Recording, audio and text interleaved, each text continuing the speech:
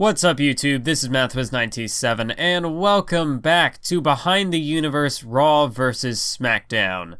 Now, I know I said it would be a little while until I covered WWE 2K15, but I've been getting a lot more support on these videos than I was expecting. You guys are really enjoying the Raw vs. SmackDown breakdowns, ranking everything, you know, the whole shebang. You guys have enjoyed it, so you know what? I'm gonna advance this 2K15 episode. I'm gonna cover it now, because I've enjoyed making these videos, and you've enjoyed keeping up with them, listening to them, hearing my thoughts, so we're just gonna keep going. And I think as well, having more material, especially like the earlier stuff, having more of it covered now, before 2K18 comes out, is probably gonna be in my best interest, because usually whenever the new game comes out, you bring in new fans who are just now discovering your content because the new video game is the viral hit at the time, so you gotta make the content then, and people jump on the bandwagon while it's hot. So we gotta, you know, the more I cover of my history, the less people will have to go back and watch, I suppose, which I guess isn't the best for me, because the more of my content you go back and watch, the better that is for my channel. But for the sake of convenience, it's easier just to recommend somebody these videos where you can catch up on my universe mode. And well, let's see, the last two episodes combined are about 2 hours. This one will probably tack on another hour. So that's about 3 hours of material, as opposed to, I don't know, 30 hours of material, or whatever all amounts. Like if you combine all the content from the first 3 years of my universe mode, that's a lot to try to go through. I figured it might be easier, more easily digestible, to just sit back and listen to a recap rankings podcast like this, to just experience it that way. It might be a bit different with my newer stuff like 2K16 and 2K17, where I think there's actually some decent, it's of decent quality, if I might even say of good quality. But some of the older stuff, it's a lot more difficult to sit through because it is so garbage. After the last two parts, Monday Night Raw currently has the lead 6-3. And I gotta be honest, I was actually expecting them to have a bigger lead than that, but SmackDown actually had a couple of good pay-per-views. You're looking at TLC and Survivor Series, currently the top two I've ranked, both giving the edge to SmackDown. So it seems as though my memory of these shows is perhaps a bit more biased towards Raw than I would think. However, when it comes to 2K15, I have a feeling things are going to shift back in favor of Raw. So let's kick things off with the Royal Rumble. We've ditched the pre-show once again. It's going to come back for Elimination Chamber, and then it'll be done away with completely. So I've almost gotten away from the pre-shows, at least for the Royal Rumble. There really was, I guess, no real space for it. Because this pay-per-view, it does have the benefit, because it is the Royal Rumble, it benefits in that it's very compact. There's no room for filler matches, because I knew the Royal Rumble match was going to take up a ton of time. So instead, you just have the basic championship matches. You kick off with the United States title triple threat match between Jack Swagger, Big E, and Alberto Del Rio. Monday Night Raw not starting off very good. This was not a very good opening match as far as the rivalry goes. I talked about it a bit in the Survivor Series Battle Royal, how that did kind of set this in motion, but I've discussed it before. Jack Swagger, once he lost the United States Championship for the first time, there was no real reason for him to win it back, because once he did, then you get into this back and forth 50-50 feud with Alberto Del Rio. Swagger ends up becoming a 3-time US champion, Del Rio a 2-time champion, and ultimately, neither of their reigns really mean anything. Jack Swagger, I mean, he had the title for 4 days before losing it to Del Rio at Survivor Series. Del Rio had it for a month before losing it back to Swagger. Swagger has it for about a month, and then he loses it back to Del Rio. From a technical standpoint, this matchup doesn't really stand out to me. I honestly cannot tell you what happened in this match, because it's just not memorable. Big E was there, but nothing really came out of his role there. He just kind of ends up going on to join the New Day, and the New Day just kind of flounders for a bit in mid-card hell. So Big E, not much of a strong impact going into or exiting this rivalry. He's just kind of in there to diversify the feud a bit, to make it more than just Swagger versus Del Rio. That's really his only purpose. Swagger goes on to do something interesting at the next pay-per-view, now that I've finally gotten him out of the US title picture because, of course, Alberto Del Rio does win back the gold here. And then he goes on to this interesting feud with Cesaro, which it wasn't bad. It was much better than what he did with Jack Swagger. However, because Del Rio is going to lose the United States Championship in relatively quick fashion yet again, it really just muddles his whole reign.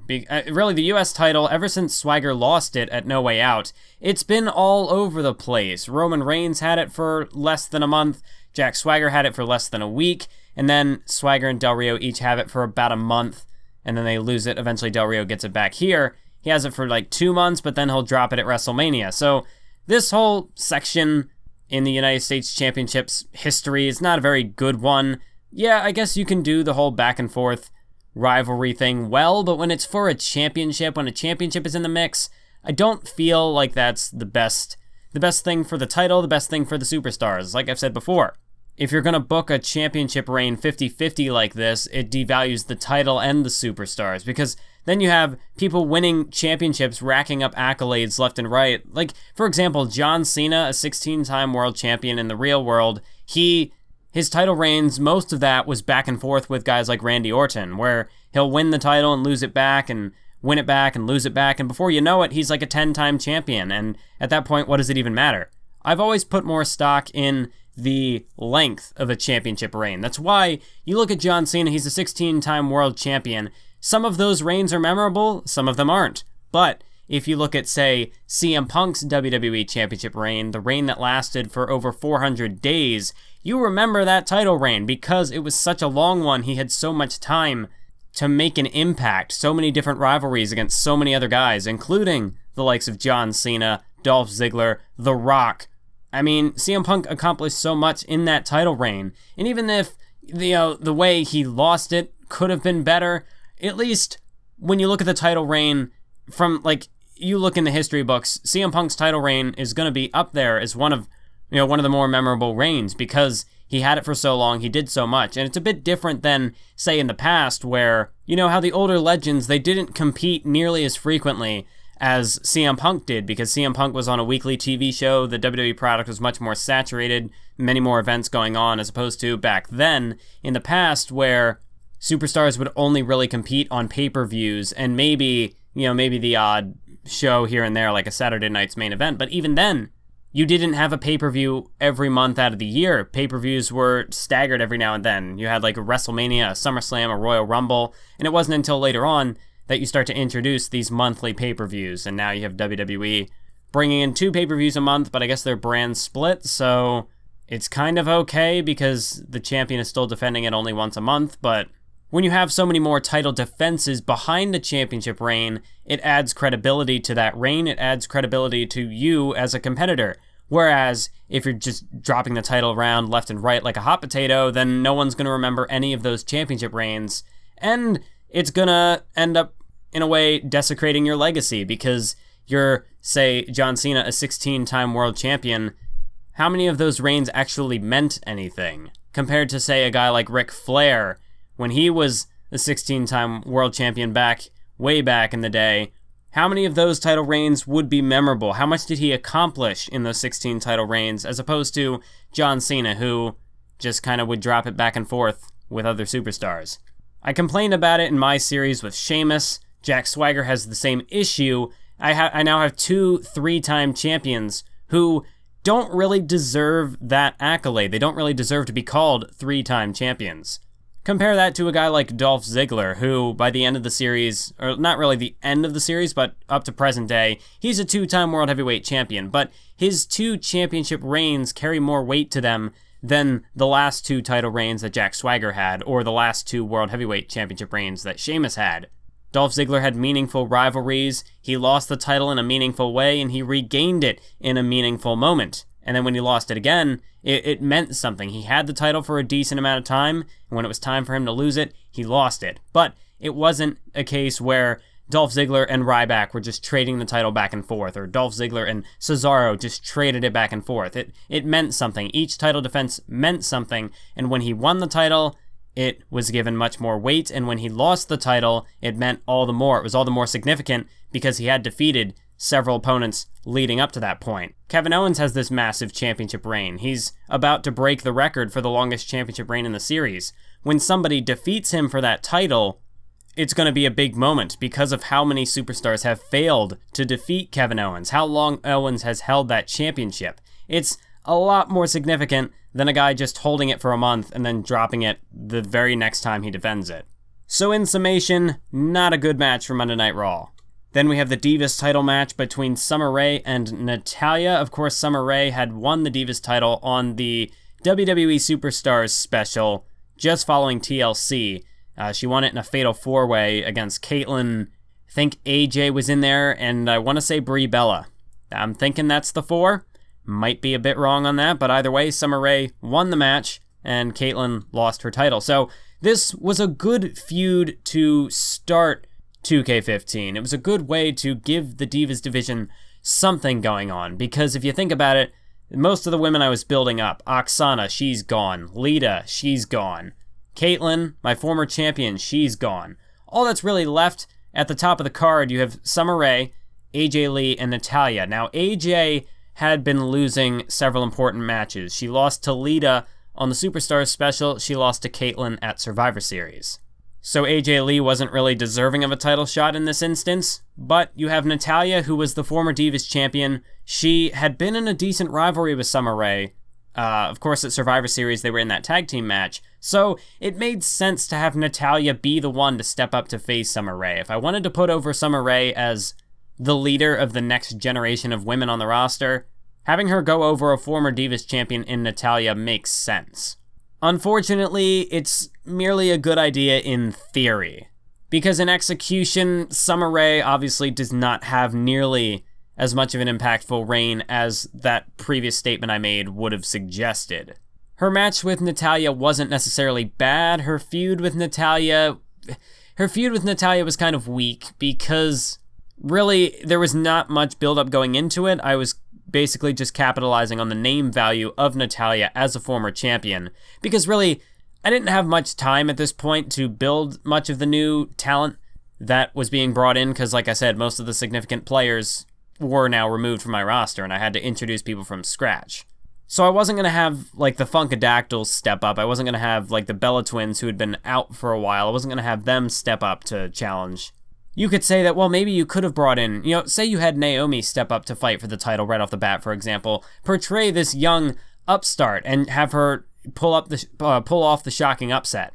That would only work if Summer Rae was an established name, but because Summer Rae is not exactly an established champion here, I need to focus on putting her over rather than using her to put over somebody else, because, like, there's a certain pecking order you have to work with, and honestly, if I wanted to have a rookie come in and shock everybody with a big win, it would make more sense to have them defeat the veteran Natalya than it would to have them defeat the recently declared champion Summer Rae.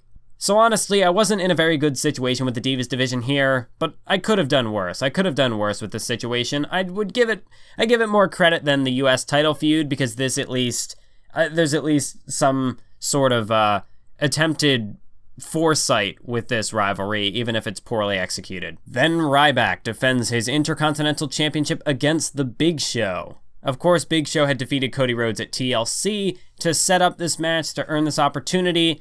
Of course, I had been hoping that Cody Rhodes would win that match at TLC, but it didn't happen. So instead, Big Show gets this opportunity, and it was an okay feud if I was looking to buy time, but a feud shouldn't really exist to just buy time. Like with Kevin Owens' rivalry, I'm not just going to put him in a feud with somebody for the sole purpose of extending his title reign. That's not how that works. I mean, I suppose, well, okay, to be fair, his rivalry with The Undertaker, that was really the purpose of it, was just to extend his reign, but I'll touch more on that when I get around to 2K17. So maybe that wasn't the best example, but let's say right now with a guy like Cesaro. Cesaro, the rivalries he's been in right now, they have a purpose behind it. The Fatal 4-Way with the guys like Seth Rollins, Randy Orton, AJ Styles. You have all these new superstars stepping up to attempt to challenge him. And then you have the fallout from that being AJ Styles versus Cesaro at Payback.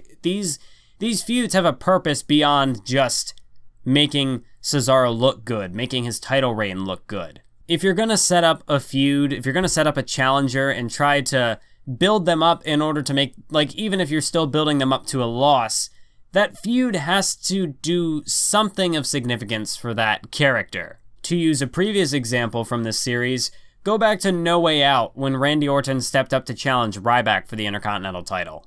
It was a very critical moment for Randy Orton because he was getting knocked out of the world title picture, dropping down to face Ryback. This was a demotion for him. So, while he did put over Ryback in the end, this clearly had a purpose behind it. Randy Orton's motivations for challenging Ryback was that if he was going to get demoted, well then, the least he could do was try to save his legacy. Do not fall short against this upstart Ryback.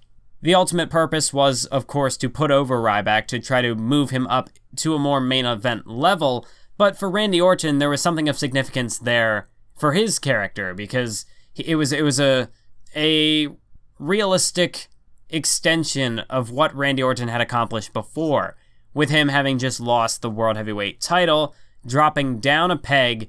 He would obviously be frustrated with having to drop down to that level, and that's why there was some personal weight behind his feud with Ryback, because Randy Orton could not afford to lose to Ryback here, because if he did lose, he would risk becoming irrelevant. And he eventually does because of that. He loses to Ryback, and then after that, I mean, he shows up on this pay-per-view in the world title match, which I'll get to that. That's not a good thing, but after that, Randy Orton just kind of fades into obscurity for really up until he gets traded to Raw in 2K16. Randy Orton doesn't do much. So Randy Orton had a strong personal drive to win the Intercontinental Championship, as opposed to Big Show, who really only wins a number one contenders match and gets the title opportunity. There's no real character progression with him.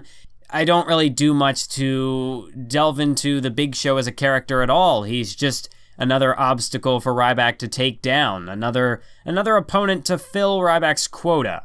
If it was Cody Rhodes, there would have been the significance of the journey there. Cody Rhodes has gone through all this hardship, and this does help to build up the match at Elimination Chamber when Cody Rhodes does get an opportunity at the title, because Rhodes has struggled to get to this point. He lost his original shot at the title back at Extreme Rules in WWE 13. He lost the opportunity to become number one contender against the Big Show. Cody Rhodes has a very clear motivation, a very clear ambition to win the Intercontinental title. The match, a loss to Ryback would devastate him. It has a personal meaning behind it.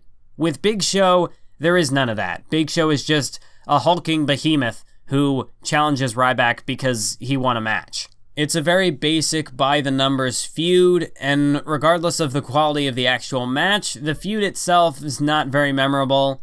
It's not a strength. Especially seeing what Ryback has done before. His rivalry with Randy Orton was, at the time, probably one of the best rivalries I had made. And this match, this rivalry with Big Show just doesn't measure up. Which, I suppose, is ironic, given, Big Show's height. Then you have it gets worse. It gets worse. Because then you have the aforementioned World Heavyweight Championship match, the triple threat between Mark Henry, Rey Mysterio, and Randy Orton. This match. So, I established in the last episode, I believe, that originally I had the idea for a feud that Edge, Christian, and Mark Henry were going to compete over the World Heavyweight title. Or, at the very least, somebody was going to take the title off of Mark Henry, and that was going to lead to an Edge versus Christian WrestleMania match. That was the original goal. So when Christian lost at TLC, just before then, I had built up Edge with a victory over Mark Henry, that Edge was potentially going to be the next challenger for Henry's title. But then Edge and Christian were taken off the on-disc roster and instead were included as DLC. So I got to the Royal Rumble too quickly, and I had to come up with a plan B because I had no access to Edge or Christian. I wasn't going to use a created wrestler. I was up a creek without a paddle. So, really, the only thing I could do in this situation was fall back on the old faithful, fall back on pre-established names like Randy Orton. But at that point, you have a heel versus heel matchup. It wasn't going to be very entertaining to begin with, but then it gets even worse, because the way that Rey Mysterio got into this match is...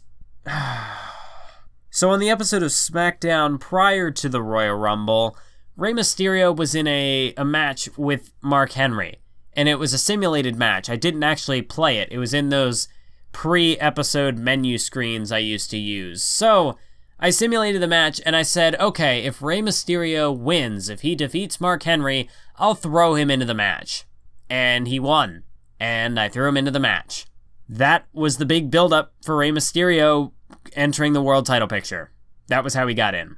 I don't even remember what Rey Mysterio had been doing before this point. He was maybe in a tag team with Sin Cara. I honestly don't remember what Rey Mysterio was up to in the meantime. I don't know if he even was up to anything. I remember Sin Cara at one point had a match with Ryback in some sort of squash match, but I don't remember Rey Mysterio doing anything in WWE 2K14, and here he is getting a title shot out of nowhere. Like, at least with Randy Orton, he was up to something, so a couple of wins, maybe you could say it's fine if he got the shot, but why Rey Mysterio? What did he do? He didn't do anything. He won one match against Mark Henry. I didn't even showcase it, I just simulated it. Like, the idea of somebody beating the world champion and getting a title shot makes sense. That's fine to set up a matchup, but you gotta do something with it. You gotta put some sort of focus on it,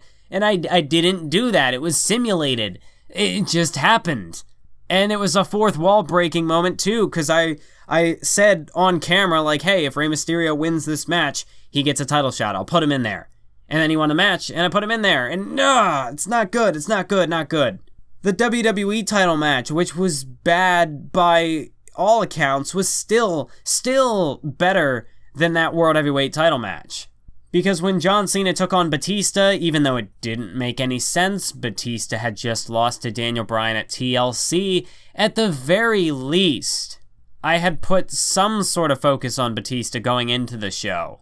He kind of suffers from the Randy Orton effect in that he had just come off of a big loss, but I needed somebody to fill the role of the next challenger. He had a number one contenders match with The Rock, who honestly, I hated The Rock's WWE title reign, but if anybody was going to get a shot at John Cena in this situation, it should have been The Rock. Maybe he only defeated R-Truth. R-Truth isn't the most credible competitor, but at least he's coming off of a victory. Batista was not coming off of a victory.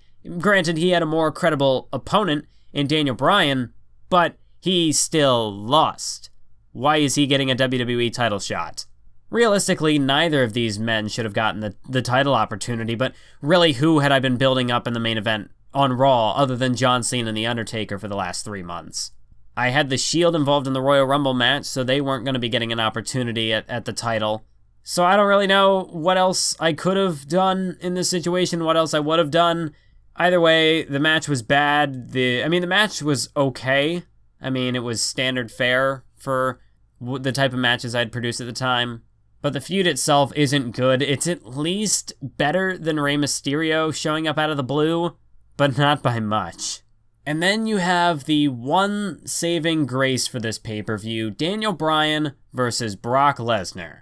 This match was deemed the match of the year at the Slammy Awards, and I think for good reason. This matchup, at least for the first encounter between Daniel Bryan and Brock Lesnar, it did what it needed to do. It was an Extreme Rules match, so there was a little bit more stakes involved. Daniel Bryan this had a storyline behind it, and it was actually a good storyline. Daniel Bryan had defeated Chris Jericho, he had gone through Curtis Axel, he had gone through Batista, all building up, trying to go through CM Punk's past opponents to get to CM Punk. But to get to CM Punk, he first had to defeat Brock Lesnar, the same man that CM Punk defeated way back at Over the Limit. And in this matchup, Daniel Bryan gets the opportunity and he loses. Brock Lesnar shows up, takes him down. We get to reestablish some credibility to Brock Lesnar, who honestly was very poorly handled in WWE 13. He had the title match with CM Punk out of the blue, and then for the next month, he kind of did a thing with the Shield and disappeared for up until this point, actually. But it made sense here to have Daniel Bryan finally lose, because up to this point, Bryan had defeated, well, of course, the very first person he took down was The Miz, but then he defeated Chris Jericho at No Way Out. He got a win at Survivor Series. He got a win at TLC. Daniel Bryan, everything had been going well for him up to this point. So giving him a bit of a reality check made sense. At this point, it seems like I'm rushing towards a Daniel Bryan versus CM Punk WrestleMania match. That's what seems to be the case, but I like the little subversion that gets thrown in here. Now, I'm not going to say that it was my intent to have Brock Lesnar win, because as far as I remember, this matchup was, I think it was AI simulated, or maybe it was like I was playing as one. No, I think I was playing as one of the characters. So the actual finish of the match might have just come down to chance. But in my opinion, it made sense not to just gloss over Brock Lesnar, to actually portray Brock Lesnar as a threat. I honestly think that at this point, it was a much better idea to have Daniel Bryan versus Brock Lesnar at WrestleMania than it would have been to have Daniel Bryan versus CM Punk at WrestleMania, and here's why. CM Punk had been down on his luck ever since he lost the WWE title. I mean, at SummerSlam, he was defeated by John Cena. He comes back with a win at No Way Out, but never really builds himself up to much. On the other hand, Daniel Bryan, after sustaining a loss at SummerSlam as well, both superstars kind of hitting rock bottom, failing to enter King of the Ring, Daniel Bryan starts to turn his career around. He finds a goal to shoot for, and that propels him to victory after victory. But then at this night, at the Royal Rumble, the roles reverse. CM Punk goes on to win the Royal Rumble. He goes on to main event WrestleMania for the WWE title, whereas Daniel Bryan suffers the loss. He has all the momentum in his corner, and he loses to Brock Lesnar, whereas CM Punk, out of nowhere, wins the Royal Rumble. And while was CM Punk necessarily the right guy to win the Royal Rumble on this night? Maybe not. Maybe there could have been somebody better. I know I had been tossing around the possibility of having Ryback win. This would have been my way to move him into the world title picture, give him a big main event WrestleMania match.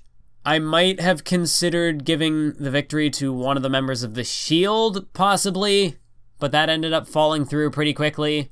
Wade Barrett, I know, was in the finals, so I think I might have been okay with him winning it. Chris Jericho had a decent performance. But the problem with this Royal Rumble match is that I didn't really have a plan going into it. I didn't have any set victor. It's not like the 2K17 Royal Rumble where I knew going into it, like I had planned everything out with the 2K17 Rumble, and I knew that when the match was over, Cesaro was going to be the winner. That type of planning did not exist with this first Royal Rumble. Really, anything could have happened. Anybody could have won. Frickin' Santino Marella could have won the Royal Rumble, even though I don't think he was actually involved in this one, but he could have won because I didn't plan anything. And then at that point, I mean, to be fair, I think I did a couple of run-throughs of this match. I might have done a simulation once and somebody won, but it's been so long that I don't remember who would have won that simulation, but I would have been willing to go back and redo it a couple of times if necessary. But honestly, out of anybody who could have won this Royal Rumble match, I think CM Punk was probably the best bet for the reason I mentioned earlier. There is that cool story moment where the roles reverse. CM Punk steps into the driver's seat and Daniel Bryan falters. And while in my One Pretend It Never Happened video, I did complain about the fact that I had perhaps drawn the Punk-Bryan rivalry out a bit too far by not ending it at SummerSlam, but it shouldn't have ended at WrestleMania in 2K15. That was too soon, because then at that point, I would have been rushing to wrap up the rivalry, because Bryan would have defeated Lesnar at the Royal Rumble. CM Punk would have just kind of been doing nothing if he had lost the Royal Rumble match. I don't know what would have happened at Elimination Chamber, but then you rush straight to WrestleMania, the match would have happened, and then that would have just been it. I don't think there's as much impact in that, and as well, if I had done the rivalry at that WrestleMania instead of the 2K17 WrestleMania, the match quality would have been nowhere near as good as what it ended up being in 2K17. I'd argue that their match in 2K17 is the best match I've ever produced, but that's only because I was directly involved in controlling that match. Back at the 2K15 WrestleMania, I didn't do that. It was a mix of AI controlled, I'd play against the AI, but never once did I have that much control, nearly as much control as I had in 2K17. So I realized that I've been going on with this Royal Rumble pay-per-view for a while. The Royal Rumble match, yeah, like I said, CM Punk winning was the right decision. Daniel Bryan losing to Brock Lesnar made sense. It set up their match at WrestleMania. John Cena, Ryback, Summer Rae, Mark Henry, they all just kind of retain their titles with no real significant impact on any of their stories. and Alberto Del Rio defeats Jack Swagger in just... No, that match just wasn't good. It wasn't good. So if I'd have to rate this pay-per-view, I have to give the clear edge to Monday Night Raw, first of all, because SmackDown didn't really have anything going for it. Like, the Ryback match was weak, the Summer Rae match was weak, the Mark Henry match was stupid, and then on Monday Night Raw, the United States title match was weak, the WWE title match was weak, but at least Daniel Bryan versus Brock Lesnar delivered. I'd argue that that's the only match, besides the Royal Rumble, which is not brand exclusive. The Daniel Bryan-Brock Lesnar match was the only one that delivered, so I suppose it makes sense that that was the main event just before the Royal Rumble. So give the edge to Raw, and as for where I'd rank this pay-per-view, it's definitely not above TLC.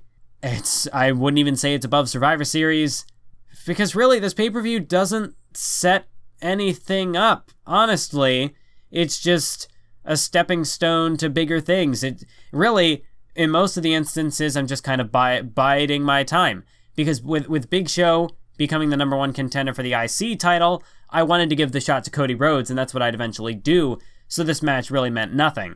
With Mark Henry, I'm just stalling until Edge and Christian are available. John Cena, I had no plans for him.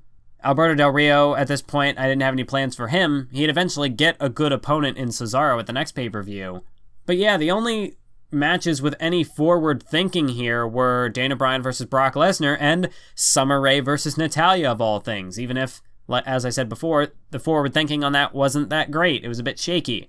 So I'm gonna have to put this below No Way Out. I'm gonna say that it's still better than SummerSlam, because SummerSlam had made a lot of the same mistakes, but it was a lot less memorable, that it wasn't really much. In the way of scale, I suppose, the Royal Rumble delivers in a stronger capacity. Because it has the Royal Rumble match, it does have the luxury of feeling like a big, important pay-per-view, but that's mainly by default, which... Granted, it's really difficult to mess up a Royal Rumble match. I almost did it here, but I managed to make it okay. But that kind of gives it an unfair advantage over SummerSlam. Granted, I mean, it's still more entertaining, so I'm going to give it the rating that I gave it. But I don't think, even though No Way Out had some faults, it had some issues with it, there was more forward thinking with that. There was more planning. No Way Out was, for some rivalries, a beginning, for some, an ending, whereas Royal Rumble just isn't really anything. There just isn't much going on with it. Well, that took some time. Let's move on to the Elimination Chamber finally. As I said, this one did have a pre-show. There was one match, The New Day versus Awesome Truth. It sucked. It was kind of pointless. The idea was that was setting up two new tag teams, so they'd face off. They were all down on their luck, so this would be a way for them to get a shot in the spotlight and maybe try to put together some sort of a winning streak, maybe start to build up some credibility. Didn't really happen with either of the teams. Awesome Truth ends up defeating The New Day, but I never did anything with Awesome Truth, so the match wasn't even really necessary. Then Sting arrives to challenge The Undertaker at WrestleMania. I'm going to save my big rant for the actual WrestleMania show. All I will say is that this moment, I guess, did what it needed to do. It's kind of weak as far as giving The Undertaker an opponent, like giving him a reason to get involved. I can at least say that what I did with him with Kevin Owens built up more tension in the way that I presented the moment, even if Undertaker showing up was sort of a last-minute thing because I didn't really have any other plans for Kevin Owens, any other potential opponents to have him face. But with The Undertaker, there's no credibility established behind Sting in this series. That's just name value alone. There's no real personal weight behind this feud. It's just a fantasy match. So, I mean, the moment itself kind of falls a little flat. Maybe they could have had some sort of contact. Like, when Undertaker showed up to confront Kevin Owens, The Undertaker laid him out with a choke slam. There was some significant, there was something to build hype around that. He didn't just show up and look at him, because that's really all that Sting does. He shows up, he looks at The Undertaker, they have a nice stare down for a bit, and then the pre-show ends. Not much to build hype other than just the name value, just the fantasy matchup. But let's jump into the actual pay-per-view, starting things off with, for the first time ever, not opening a pay-per-view with Jack Swagger. This time, we kick off the show with the Intercontinental Championship match between Ryback and Cody Rhodes.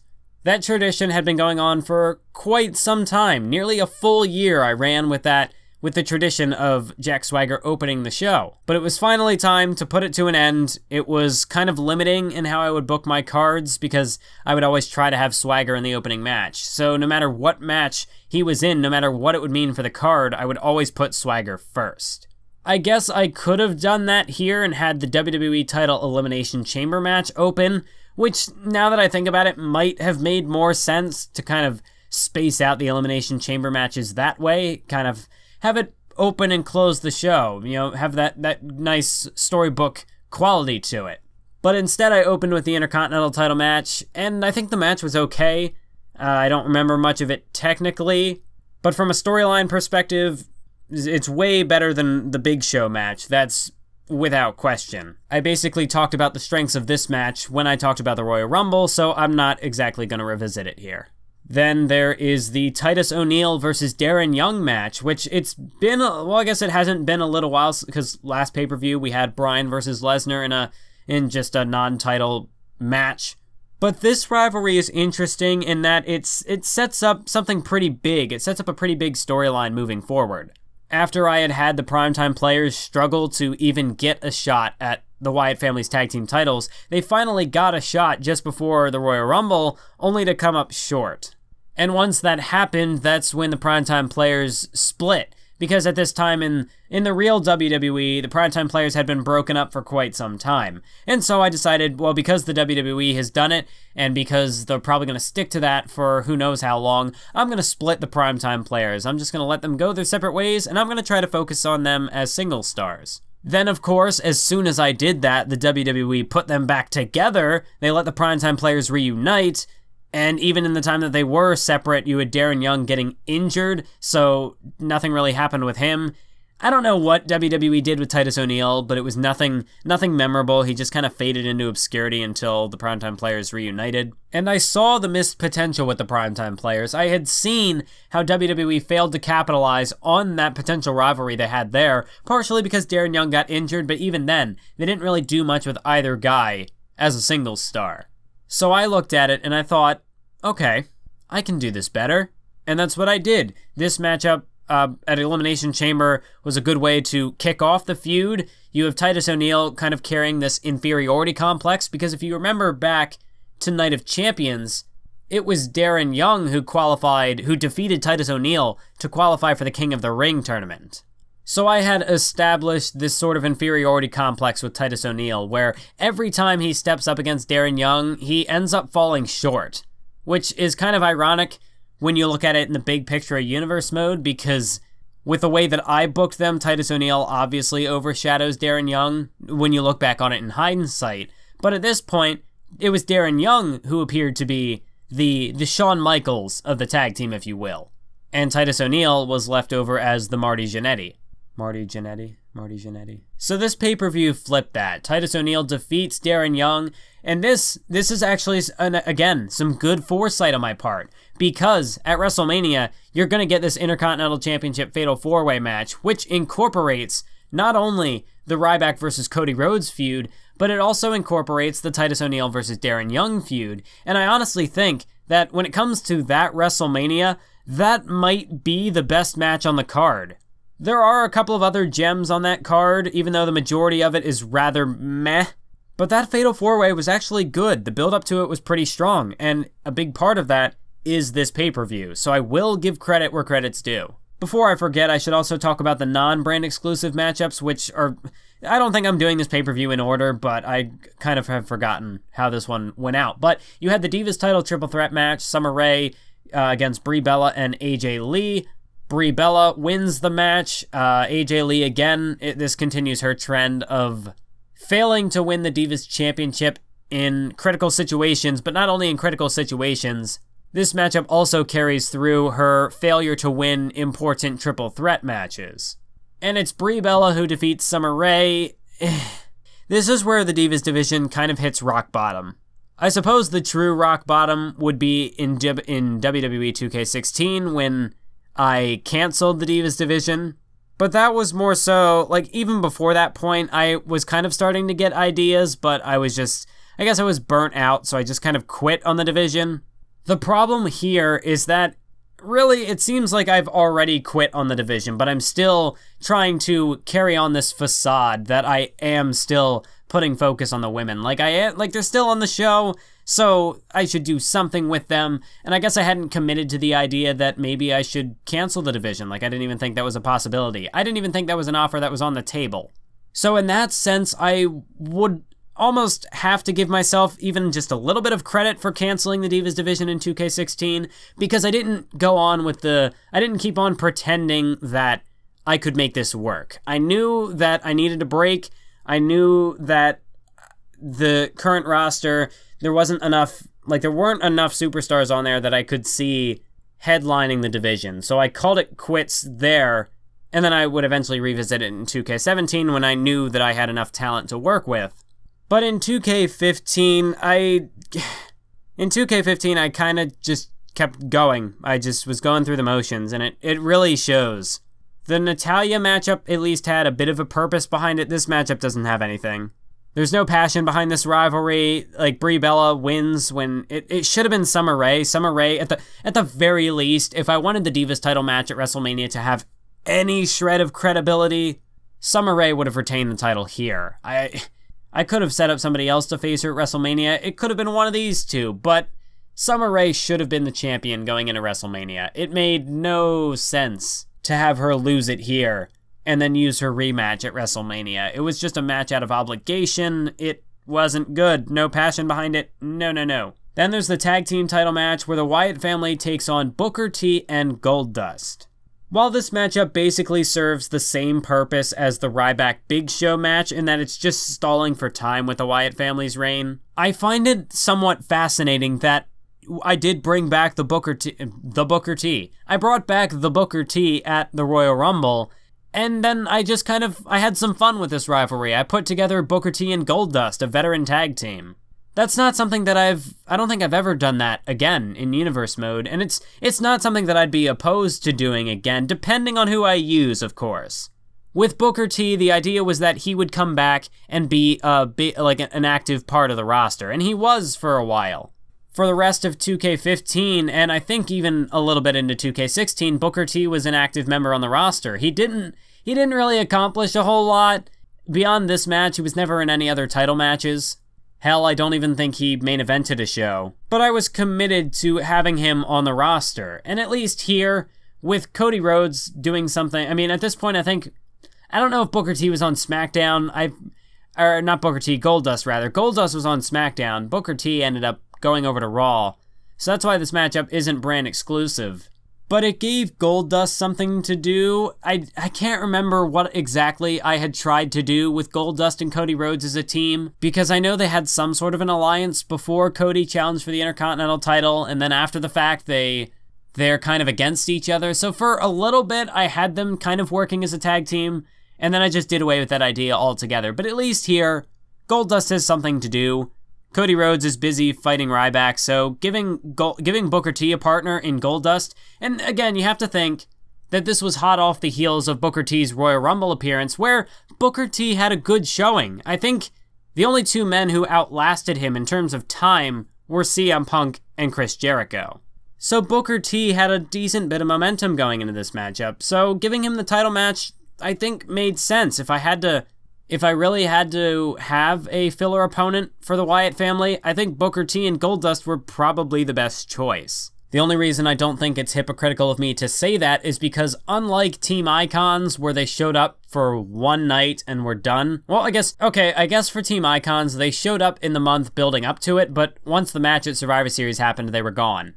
The same thing can be said for the Outsiders. So the reason why this match is not hypocritical is because Booker T stuck around. He actually did something. Before I get too hung up on that, though, let's move on to the WWE Championship Elimination Chamber match between John Cena, Batista, Dolph Ziggler, Kane, Jack Swagger, and The Rock. God damn, this WWE title chamber match, one of the most infamous moments in the series. Because I can see the potential in this chamber match. Like, look at the superstars involved. you've got Dolph Ziggler, a guy who had defeated The Undertaker on one of the last episodes of Raw in 2K14, so Dolph Ziggler had some momentum going. And we know that he would eventually become the World Heavyweight Champion, so I was obviously fixated on making this guy a main eventer. And of course, I guess I should mention that going into this matchup, the Shield potentially could have been involved, but they ended up losing a critical match against, what had happened was Jack Swagger and Dolph Ziggler were going to get the opportunity to face the Shield to make it into this match, and I think they lost. So I decided to wager everything on a last-ditch match between Roman Reigns and The Rock. Because I had wanted the Shield to miss out on this Chamber match because I wanted to play into the idea that some sort of Shield dissension, because I think this pay-per-view aired around the time that the Shield had broken up, or maybe this was a little after the fact. So I had this fascination with creating some sort of fake-out that I was going to separate the Shield. After WrestleMania happens, Roman Reigns ends up going to SmackDown, and the Shield eventually does split. But I was starting to plant the seeds here, starting to tease some dissension, because Roman Reigns blows it for the Shield. And then, I mean, they don't get their shot at the WWE title, so there's some dissension there, and that plays into their eventual WrestleMania match with the Wyatt family. But, come on, like, I could have taken some sort of control and, like, had Dolph Ziggler and Swagger look credible against the Shield. Like, maybe have a 6-man tag and have all 3 of them work together to take down the Shield. But instead it was just a one-on-one match where I think there was some sort of trickery involved even. It was stupid. But all in all, I think the right competitors were brought into this Chamber match. I mean, The Rock shouldn't have won the thing, but, I mean, he was an okay person to have in the match. Then you have Batista still in there after the match at Royal Rumble, I guess kind of continuing that rivalry. I honestly don't even remember how Kane got here. I don't know what he did that was at all relevant. Maybe he was just kind of there because CM Punk had the Royal Rumble shot, so he couldn't be in the Chamber match, and Daniel Bryan was going to be fighting Brock Lesnar at WrestleMania. So the 2 obvious names that could have been in this Chamber match, they had reasons not to be. So I guess Kane was the only guy who was left over. But as this match goes on, you slowly but surely see my enthusiasm declining. Maybe not like actually in the actual product as far as my commentary goes, but the way that the superstars are eliminated in each order, I hate it. I think Dolph Ziggler was the first one eliminated. Like, at least he was taken out by, I think he had gotten hit with like a spine buster from Batista and a rock bottom. Or maybe it was a rock bottom and a choke slam, but he took some serious damage to get eliminated first. So at least he looked credible, but still, he was the first one out, and he was probably the one I had the highest hopes for. Then I believe it was Batista who was eliminated, and then Jack Swagger went out, which basically killed any hope I had for this match. No. What happened first, after Batista went out, then I think John Cena was eliminated. So my last possible option I was hoping for was that if nothing else, hopefully John Cena retains and goes into WrestleMania with the title. And in looking back at it, that would have been the smartest decision. Just keep the belt on Cena, build up credibility for him. I know this matchup doesn't have much of a purpose then, but still, make him look like a credible champion going into his match with CM Punk. Plus, there would have been the pre-existing rivalry between Cena and Punk there to build off of. But no, that didn't happen.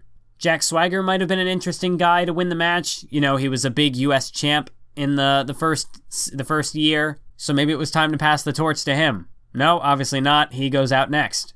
And then it came down to Kane versus The Rock, and at that point, there was no reason for neither of these two deserved the shot. I guess it was better that The Rock won and not Kane, but how? They both sucked.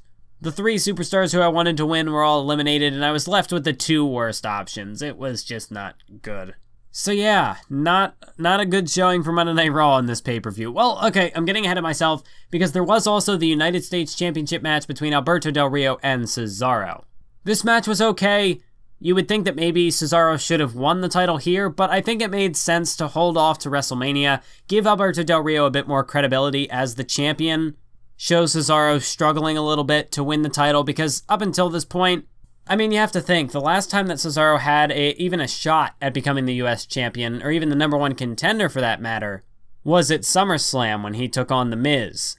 So I think it makes sense to have Cesaro wait another month to actually win the title. It gives some more credibility to Del Rio, and then plus you get the big payoff at WrestleMania with Cesaro taking the title from Alberto Del Rio. So that match wasn't bad. I'd say that was the saving grace for Raw in this pay-per-view. And then finally, the World Heavyweight Championship match between Mark Henry, Edge, Christian, Wade Barrett, Chris Jericho, and Sheamus. This, of course, taking place inside of the Elimination Chamber. And what can I say? You can very obviously tell that the focus was on Henry, Edge, and Christian because they had just gotten out as DLC. And I did some sort of stupid announcement like, oh, we were away filming something for like a TV show. I don't know if I had specifically mentioned Edge's... I think Edge had a show called Haven on the Sci-Fi Network or whatever the heck it was called. You know, the one that SmackDown used to air on before I think they flipped over to the USA Network.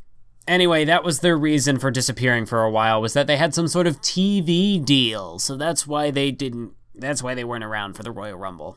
It's a very weak explanation. I don't like it. It doesn't fly. It doesn't fly with me. I will not let this stand. But yeah, Christian wins the world title here. I didn't even care. I wanted to get back to the storyline I had planned. I wanted to have the big WrestleMania match that I wanted. So I just went with it. To hell with what actually makes sense for the storylines. To hell with Mark Henry's World Heavyweight title reign. Although, to be fair, this was another AI mostly controlled this matchup. I would have been fine if Edge had won, if Christian had won. Heck, I would have even been fine if Mark Henry had won, and I probably still would have made the triple threat at WrestleMania anyway. With this matchup, I can at least say that the lineup is stronger because you at least have 6 superstars who would, on paper, be worthy of a world title match. We bring back Sheamus, who, of course, had always been in the mix for the world title, so it doesn't surprise anyone that he would be in there. And at this point, he's starting to form a bit of an alliance with Wade Barrett, so they kind of work together to get in this chamber match, and I think that makes sense. Barrett had been involved with Christian before TLC to try to become #1 contender. So there's a good reason for him to be there. Chris Jericho, he had a shot at Survivor Series, so he makes sense to be in there as well. It's just the way that I forced Edge and Christian into this match that really falls flat. I mean, really, I don't know who else would have filled their roles. I don't know who else would have been deserving of a match in this chamber. Like, I guess, Mysterio and Orton just had a shot, so I could have forced him in here again. But, I'll just take the name value. Just let Edge and Christian get in there. It builds to better things, so I suppose that's fine. But the match itself, it's very lackluster. As for which brand has the advantage in this pay-per-view, I will give it to SmackDown because, honestly, Monday Night Raw had just nothing. Like, the Del Rio Cesaro match was fine, but other than that, there was the WWE title match and the stupid pre-show tag. So, no, there's nothing there. SmackDown at least had some good things going in the undercard. You had Titus O'Neil and Darren Young kicking off their rivalry, and you had Ryback versus Cody Rhodes for the IC title, which built into the match at WrestleMania. Yes, I know that technically the Elimination Chamber for the World Heavyweight title built into the match at WrestleMania, but it was way too forced. Edge and Christian did not really deserve to be there, and that definitely degrades the quality of the Elimination Chamber. I have to rank this above the Royal Rumble, but no. I'm gonna put it above No Way Out as well, because I know I had a decent amount of praise for No Way Out. Well, actually, as I'm looking back over the No Way Out card, I have to say that this takes the cake. This definitely goes above No Way Out because from a technical standpoint, there's a lot less BS going on. Look, if I look back at No Way Out, Sheamus versus Mark Henry, it was like most of the events on No Way Out were only good because I was finally getting rid of the garbage I had made before. With Elimination Chamber, there's actually some substance that holds up to this day. Like, if I look back at the Titus O'Neil versus Darren Young match, or the Ryback-Cody Rhodes match, those actually hold up, I think. Maybe not the match themselves, but when you look at it as a whole package, for the storyline, it's starting the storylines that it was building off of, and then of course the match delivering on some semblance of a payoff, I think those matches are more of a complete package than anything that No Way Out had to offer. But I still can't say that Elimination Chamber surpasses Survivor Series. I am actually a little surprised that, see, when I first started this series, I was expecting it to go basically in chronological order, that all the WWE 13 stuff would be at the bottom, then it would be 2K14, 2K15, and so on. But that's not the case at all. 2K14 had some standouts. 2K15 had some flops. It just goes to show that even over time, you can still make mistakes. Even if you think that you've overcome your flaws, you think you've gotten past it, you can't escape them that easily. It takes a little time to get out of your bad habits, and my work is a good example of that. I don't know if this is going to come to a shock to anyone or not, but I'm just going to cut straight to the chase and say that WrestleMania from WWE 2K15 was worse than TLC from 2K14. In fact, I'd argue that TLC felt more conclusive. It felt like more of a WrestleMania than this show ever even came close to. Why do I believe that? Well, let's start the show with the United States Championship match between Alberto Del Rio and Cesaro. Going off of Elimination Chamber, this match had a decent feud building into it. Cesaro gets the payoff. It's a standard victory, not too much to write home about, but at the same time, there's not really anything wrong with it. And from a technical standpoint, I actually think it was a decent match to open the show. It was, honestly, when I look back at this WrestleMania, that is, like, from the match itself, that's the one that I remember the most. Then we jump into a non-brand exclusive match between The Shield, representing Raw, and the Wyatt family, representing SmackDown. This matchup, honestly, this matchup could have had a better build going into it. This was more so just kind of capitalizing on the popularity of a Shield Wyatt family matchup. The WWE had done it before, so I figured, why not? I'll do it here as well. There was a bit of build up to it because the Wyatt family had cost the Shield the opportunity to get into the Elimination Chamber. So Bray Wyatt was kind of trying to divide the ranks of the Shield, trying to get inside their minds, try to tear them down, tear them apart at the seams, give them a reason for some infighting. And that really was his motivation with this matchup. The Wyatt family is kind of attempting to tear the Shield apart. We're trying to find who is the best tag team, the best faction in the WWE today. And it's a strong concept, that's for sure. You have the Wyatt family, who were the current tag team champions at the time, and then you have the Shield, who have just scored major victories at Survivor Series and TLC over some of the most iconic names in the industry. On top of that, before then, you had Dean Ambrose, a former WWE champion. You had them getting involved with The Undertaker, the legendary Phenom. They had The Undertaker join their ranks. It's hard to argue that any other tag team had even come close to leaving the same amount of impact that the Shield did. But the Wyatt family had the chance to do so, and this was their real opportunity to break through by defeating the Shield. They would come up short in the end. It was the Shield who came out on top, but I really like this matchup. Not for the build-up, not for what it was meant to be, but for what it ended up accomplishing. Like, looking back at it, not retroactively, that's the wrong word, but in retrospect, looking back at it, I've done a lot with building off of this feud. Because the Shield, they overcome their potential dissension here, and they get the win. They're on cloud 9, and then the very next night, that gets undercut when Roman Reigns gets drafted to SmackDown.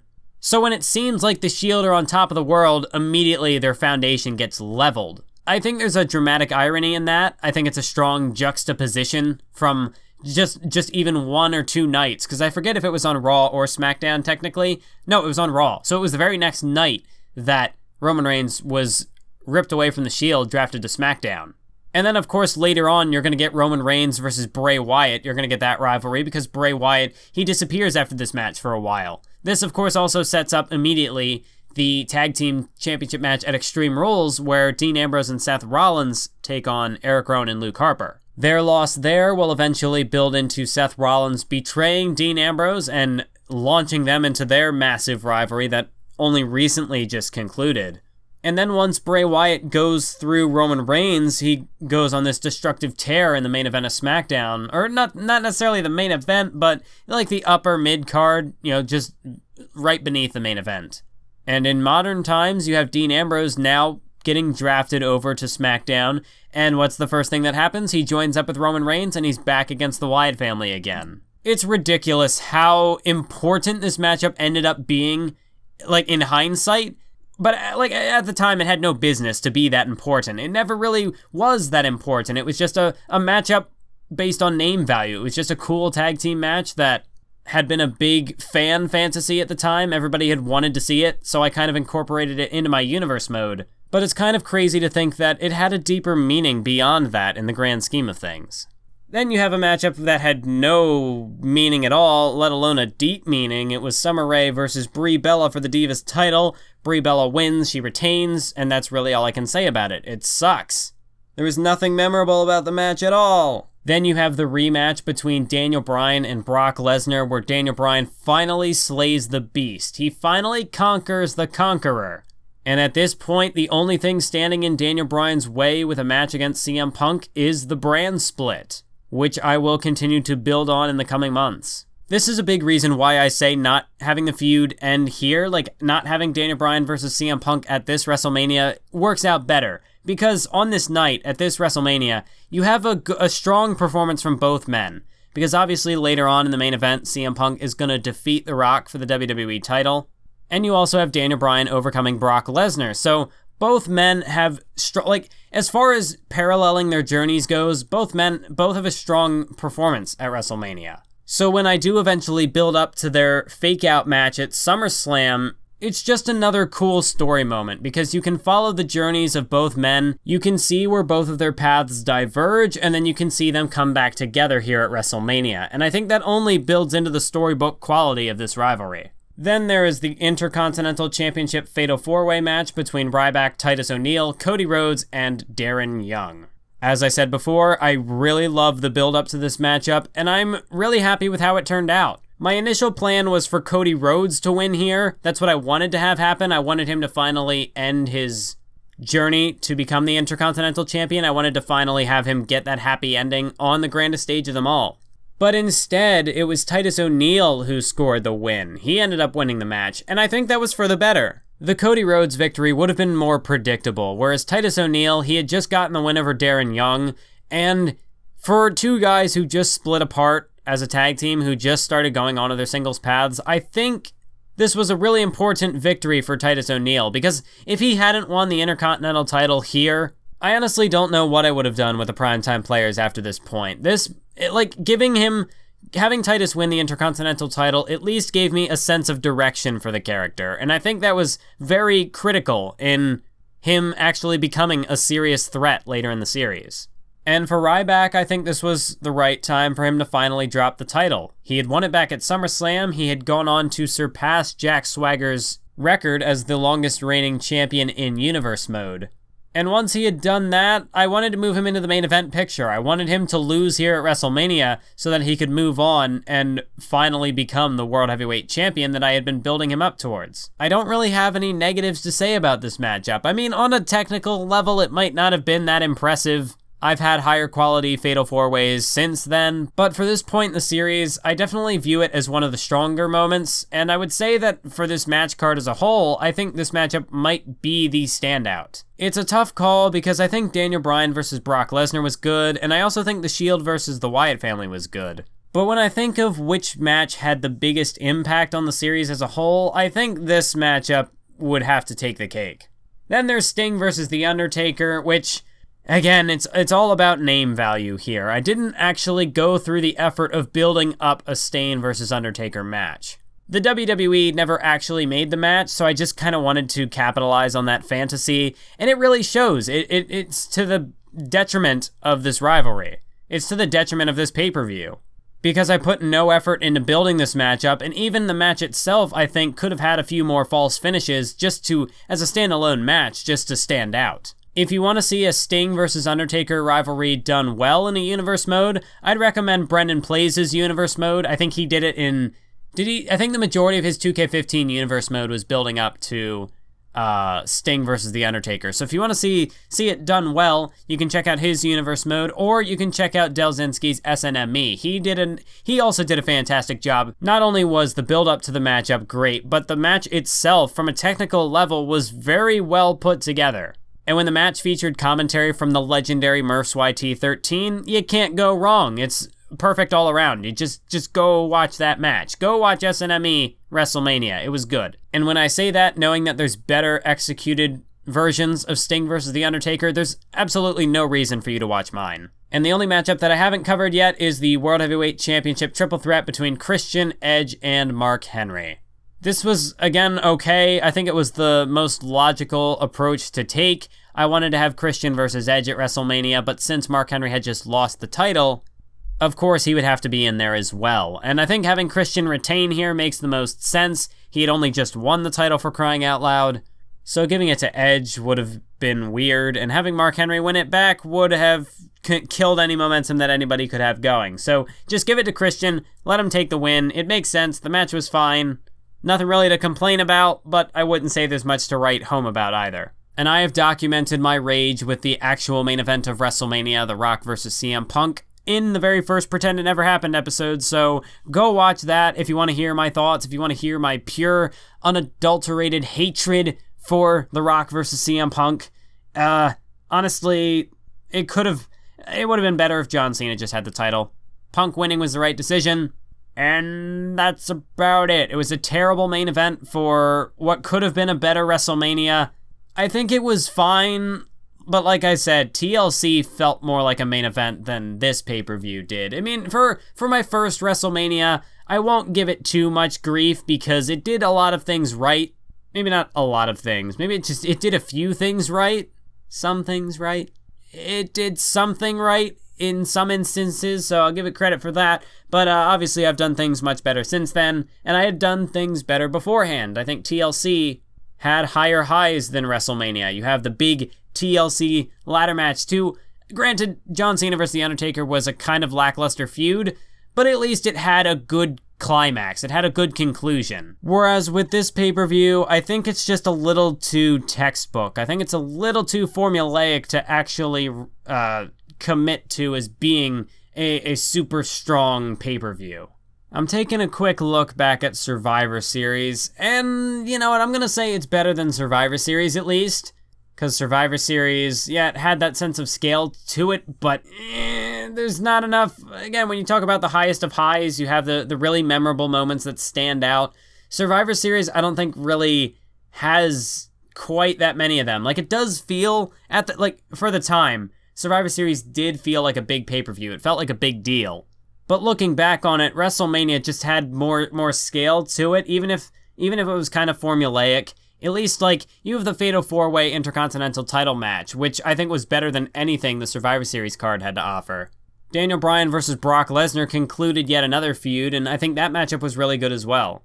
And even if The Shield versus the Wyatt family had a shaky foundation, it at least delivered with a good payoff, and what it lacked in build-up, it made up for in lasting impact, in the fallout. So as far as WrestleMania goes, yeah, I'm going to say it's the second best pay-per-view so far. Not quite above TLC. I don't think it had quite the same level of lasting impact that TLC did, or, yeah, maybe WrestleMania had a little more lasting impact, but as like a standalone show, if you're just viewing it in a vacuum, I honestly think TLC would do you better. And if I had to give the advantage to any particular brand, it's kind of tough, because SmackDown and, like, a lot of these are brand neutral matches, like Shield versus the Wyatt family, Sting versus The Undertaker didn't really belong to anything. So when you look at it, the Intercontinental title match was, in my opinion, the strongest moment on the card, the strongest match, the strongest feud, just about everything about it was the strongest aspect of the show. But, I mean, Alberto Del Rio versus Cesaro wasn't bad. It did what it had to do. Daniel Bryan versus Brock Lesnar did what it had to do. But then, like, The Rock versus CM Punk was just it was just terrible. Like, it was not a good main event to the show at all. In that regard, I think at least the World Heavyweight title matchup had more to deliver on. So, you know what? I'll give it to SmackDown here. It's a tough call. It really is just flip a coin. But I'm going to give it to SmackDown just because it had the match of the night, and as far as a main event title match goes, I think it did that aspect better than Raw did. And just when it looks like things are finally starting to come together, things go right back downhill. But you know what? This show has already gone on long enough. I've already been at this for like an hour and a half.